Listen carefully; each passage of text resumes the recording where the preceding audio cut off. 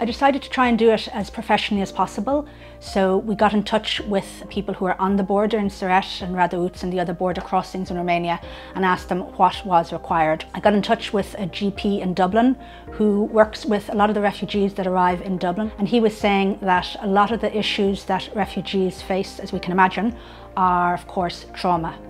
So one of the things we requested was, medicine for cramps and upset stomachs, you can imagine brought on by anxiety and stress. We have powdered milk as well. Tragically, we've heard that some of the women crossing the border who were previously breastfeeding, the milk has dried up as a result of the stress and trauma they're going through. Obviously, the first thing you might want to do when you arrive to a shelter is brush your teeth, new toothbrushes for everyone, including for the children.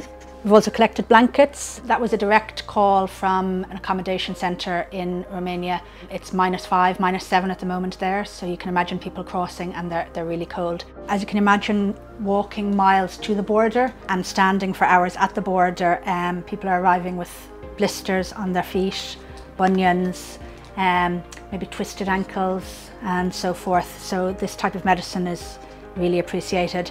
And then even hypothermia, standing on the border for hours and that long walk again. So we've been getting some of these blankets as well. That is what empathy is, isn't it? That you actually imagine it. And I think most people in Ireland this week, I think seeing the scenes we've seen, we can all actually imagine ourselves.